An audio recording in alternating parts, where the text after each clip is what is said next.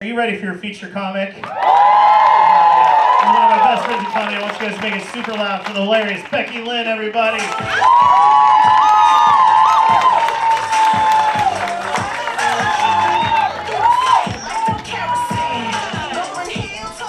All right, you guys stopped clapping very quickly.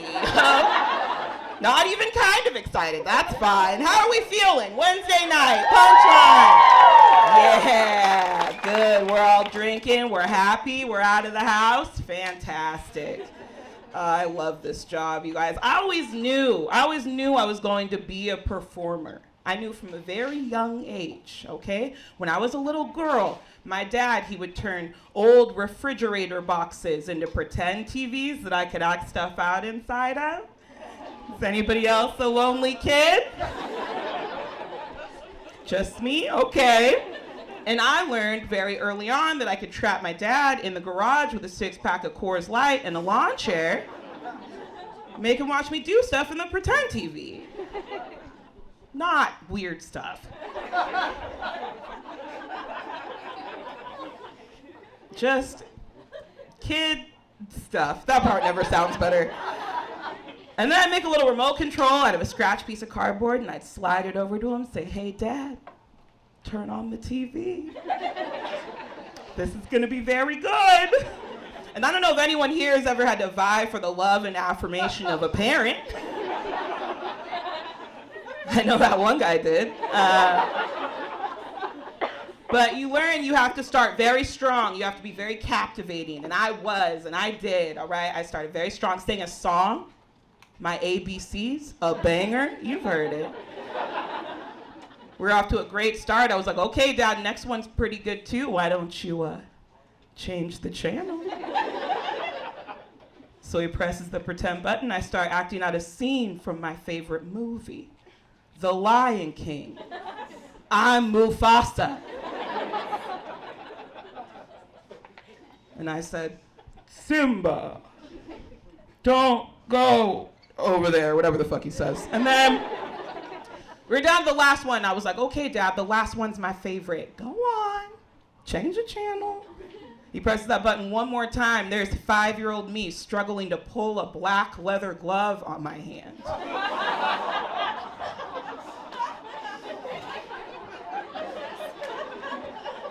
Repeating, "If it doesn't fit, you must have quit." And look, that joke is not my fault. If you want to be mad at anybody, be mad at my parents for letting a 5-year-old watch the news, you know? We don't get to choose our core memories. I get a lot of amazing opportunities being a stand-up comic. Like tonight, I get to open for comics far more successful than me, which I love. I'm grateful, okay? But sometimes, there are times where, I've messed up these opportunities. Not that long ago, I was opening for a very, very funny non-binary comic, uses they, them pronouns, and I misgendered them on stage. Fucked up. I was outside confiding in a friend of mine, and he was like, "Well, I just think that it's kind of grammatically incorrect." And I was like, "That's not an argument I'm gonna have with you tonight, bro. That's between you and your family at Thanksgiving." But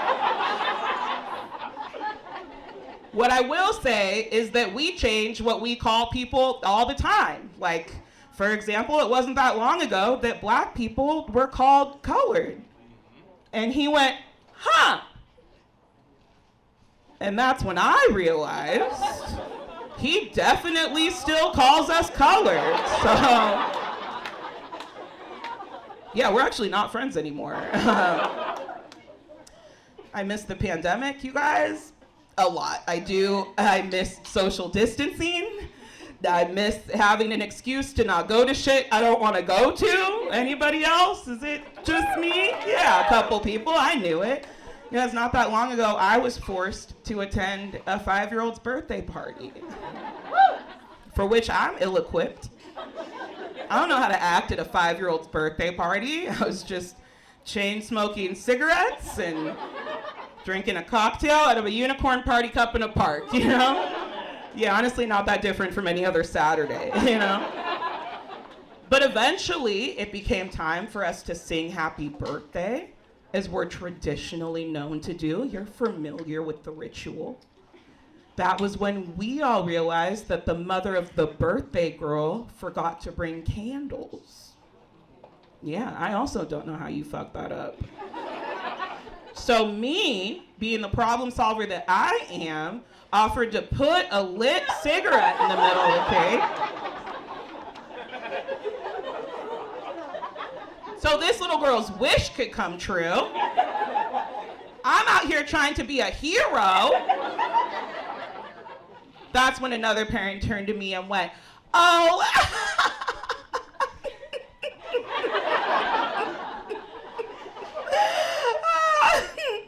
It's our 5th birthday party. You need 5 lit cigarettes to go on the cake. 5 of them. I said, bitch, absolutely not. That little girl's not gonna appreciate those like I do. And then I blacked out. I'm fun. That wasn't my first interaction with kids, though. I live in Sacramento now, but I used to live further north. I lived up in Chico. Anybody here familiar with Chico? Yeah, a lot of this crowd blacks out, too. Love that. I volunteered in a kindergarten classroom while I lived out there. That's where we hold our applause. Oh, right. Please don't. Just enriching the lives of the youth for free. No recognition here. That's fine. That's sweet. Thank you. I don't need to be celebrated for it. I don't. I was really just trying to make sure those white kids saw a black person one time. That's all. Kind of feels like what I'm doing here tonight.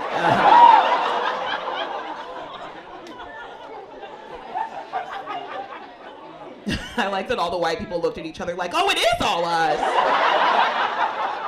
Huh. Everybody just left Roseville at the same time.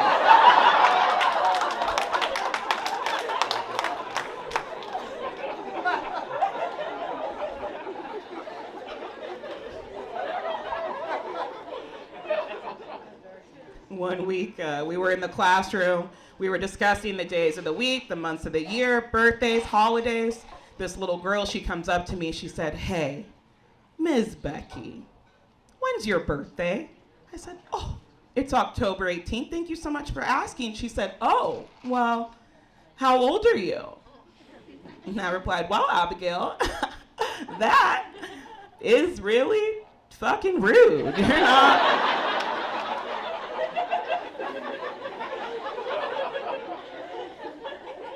You are not supposed to ask people that. Who raised you, you little shit? But I did answer. I told her. I said, well, I'm 30. She went,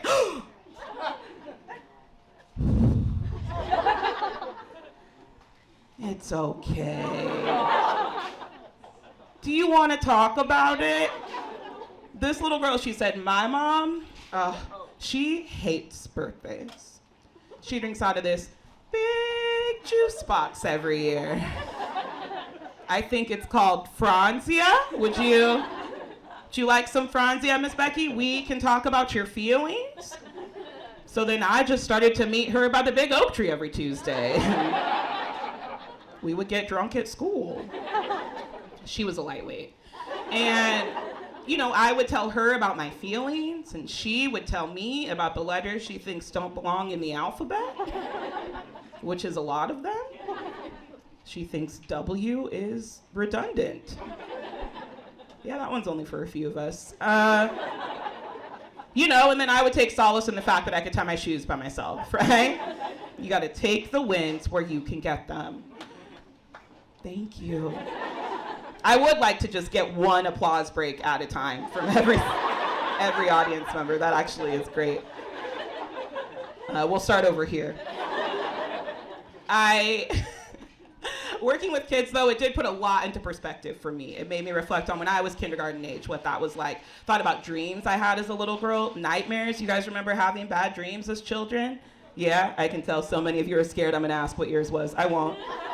But I will share mine. I'm gonna share my nightmare. I had a recurring nightmare as a child that I was being chased by the boogeyman through the forest, and then I rode my bike off a cliff. That was my nightmare as a kid. Okay, that response was a little judgmental. I'm fine. But for a long time, I did think that that was as scary as life was ever gonna get. I thought, there's no way life could be more terrifying than this. Absolutely not. And I did think this for far too long. Far too long, you guys. I thought this until last week when I woke up in a cold sweat because I dreamt I got into a fender bender and my insurance rates were gonna double. Yeah, these are my nightmares now. I wake up from dreams like, oh shit, I have terrible credit. I'm never gonna be able to finance a car for less than 17.99% APR.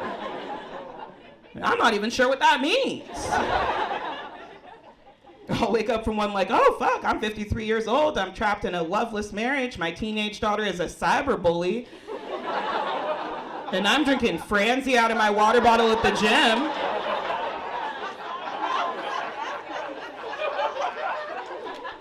And I don't think the boogeyman's coming to rescue me from this, so.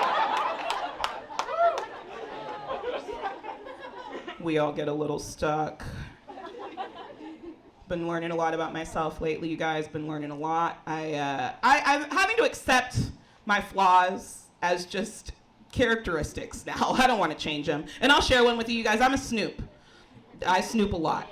You know, I want to know the shit about you that you won't tell me on your own, right? And I'm not ashamed anymore. I can't be. I'm also not the only one. There are women in this audience right now that snoop. Yeah. I won't point you out because you'll do it yourselves. No, but this is what I don't understand about other women that snoop, like especially in a man's home, is you'll feel the need to check like his medicine cabinet, right? And I just don't get that because we should be checking his spice rack. Because his medicine cabinet, what? He might have a prescription for, you know, lithium, Valtrex, whatever. But does he have saffron? Because that shit's like really expensive, right? Yeah, and I, for one, I want to know that I'm fucking up, all right? So I'm letting you know right now, if you're a single man in this audience and all you have in your spice rack is an economy-sized container of garlic salt and some McCormick pepper, there's room for you to maximize your pussy intake, you know? You're welcome. Whenever I tell that joke, I just hope that white men just like rush to the Mediterranean market to buy saffron in bulk, take it to his friends at work, like, I don't know, some black girl said this will get me laid.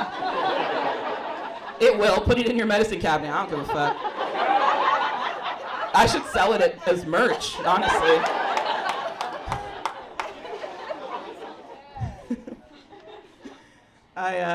When I lived in Chico, I did do this. I slept with a lot of white guys while I lived up there. Did do that, not because it's what I was into, just not a lot of other options. And, which whatever, it was fine. But this is the thing that I never understood, is that they always felt the need to tell me that I was the first black girl they'd ever slept with. Like I didn't already know that. Sir. I've been trying to teach you rhythm for like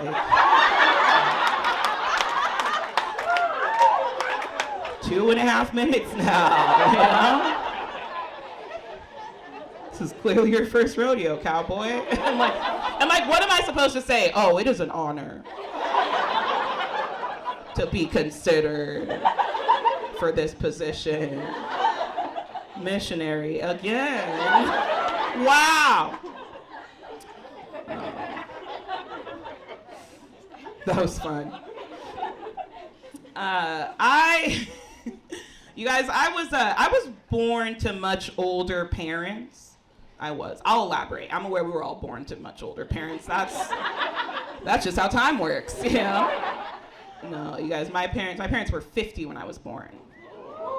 I know, yeah. And I mentioned earlier that I'm 30, right? So if my parents were 50 when I was born, I'm 30. That means that this year my parents are dead. And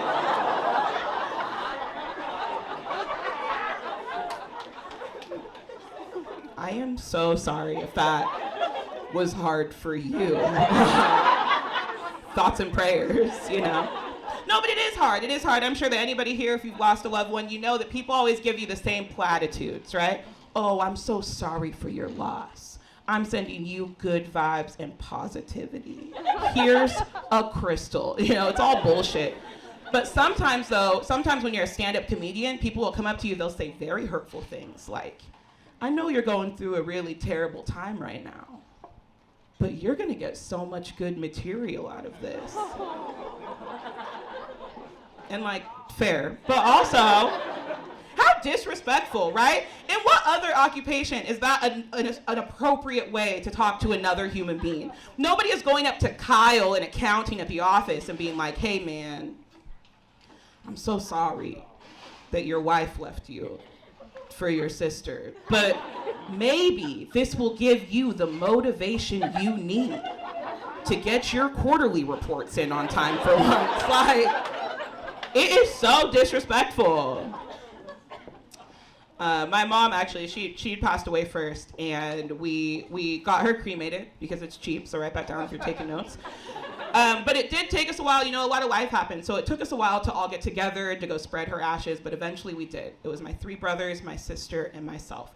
And we trekked up into this beautiful canyon. We brought her favorite coffee cup because she loved coffee, and then we stood atop this hill. We opened up her ashes, which surprisingly did not smell like cigarettes, and then one by one, each of my siblings, they did the same thing, okay? They grabbed the cup, they scooped some of the ashes, they walked to the edge of this mountain, and they throw them off.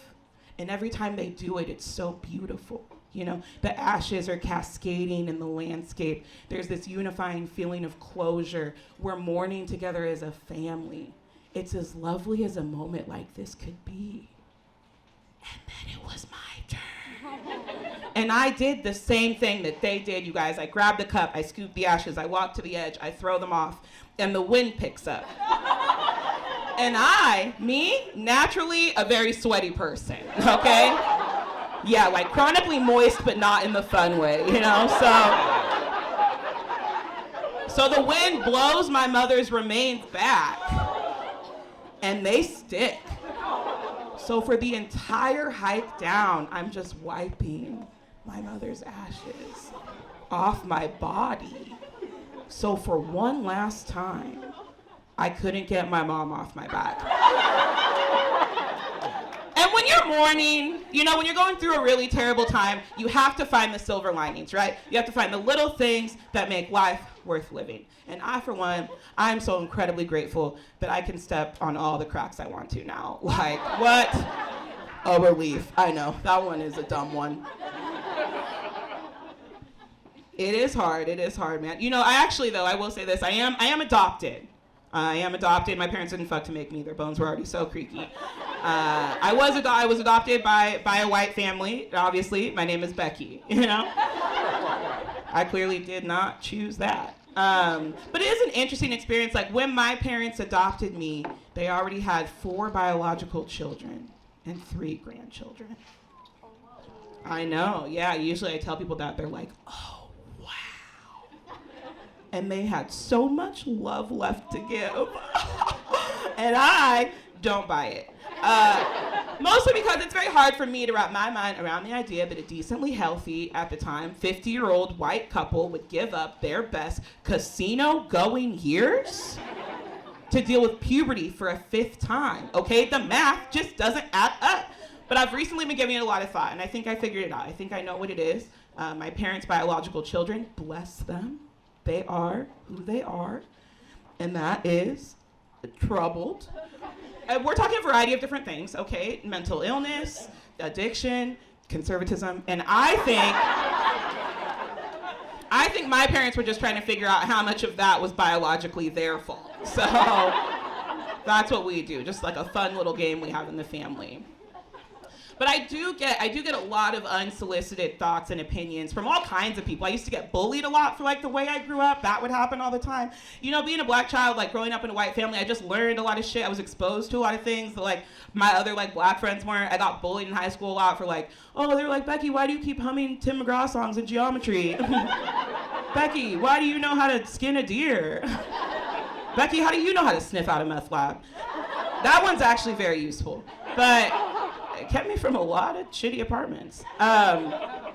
No, but I do get a lot of unsolicited thoughts and opinions just about me being adopted, especially from my parents' biological children. They would say wild things to me when I was a little girl. My brother, he would come up to me, he would say, you, a black child being raised by a white family, you're sort of like a cat being raised by dogs.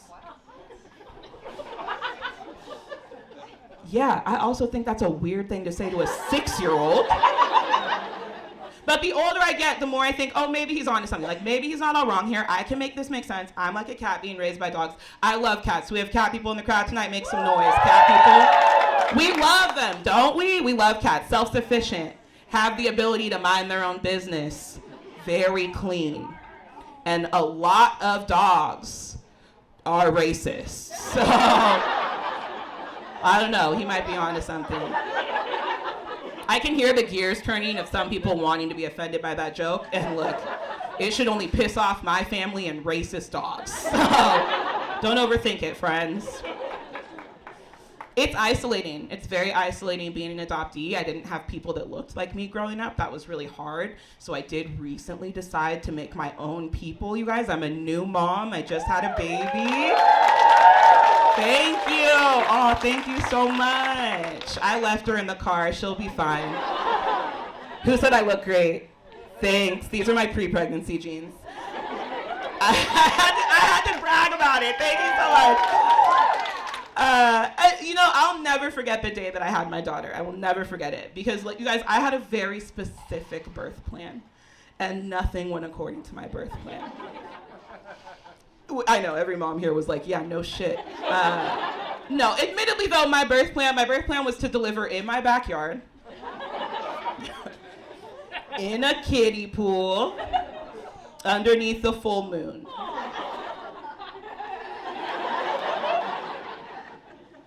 Yeah, Kaiser Permanente was not supportive. They were not on board. They said, ma'am, your backyard is out of network. So I did go to the hospital. I got there, I got all checked in. They put me in my room, and that was when they let me know that it was too early for me to get the epidural I had just decided I wanted. And I was so upset until the nurse came back in and he was like, well, I could give you something else to manage the pain. Would you like that? And I said, that is a dumb fucking question. Right away, please. Would you guys like to know what they gave me for the pain? Fentanyl.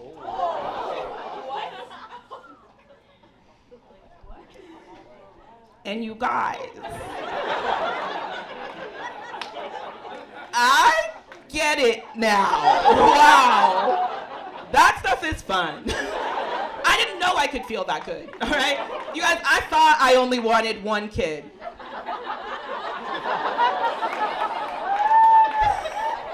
I am reconsidering, I got 2 rounds, just charged it to the room. I would have gotten 3, but I didn't want to leave the hospital with 2 problems. Mom's a thinker. Eventually, they did give me the epidural, and they took a lap, they popped back in, they said, okay, you ready to shoot that sucker out of you? That's a direct quote. Kaiser Permanente has no bedside manner either. I said, yeah, okay, I think I could do it. They said, all right, first things first, go ahead and hoist your legs up. And I said, what am I paying you for? Absolutely not. I don't want to do that. But I did it. I followed all their directions. I did all the pushing, all the breathing. I got her out, and they laid her on my chest. And I'll never forget the moment of clarity I had. Looking at this tiny person that I made, I was like, oh, wow, you are so disgusting. They are so gross when they come out. I was like, what is all over you? Is that me? Yeah. She's much cleaner now. And in the time that I've been a mom, I've only had one really bad night. But this night was traumatic. I'm going to tell you about it really quick, because I have time, and you don't have a choice. You guys, this night, my daughter, she was inconsolable for 3.5 hours. I did everything I could. Nothing was working. Her diaper was dry. She wasn't gassy. She wasn't hungry. And my man was asleep. That was a problem.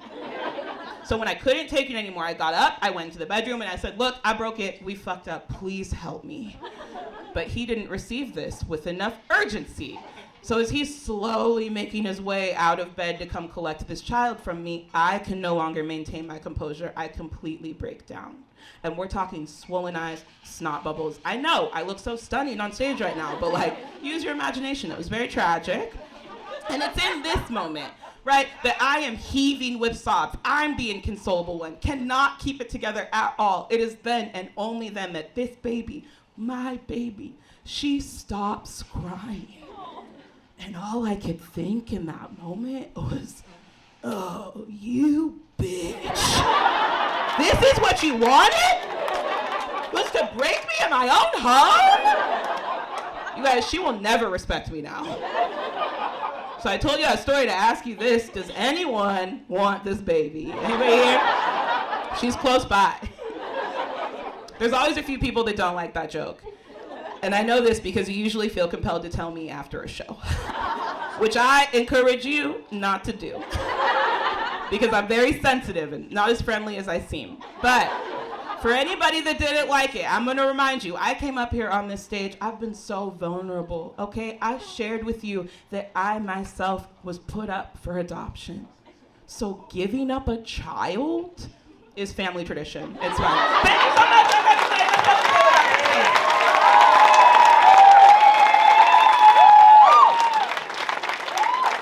One more time for Becky Lynn, everybody.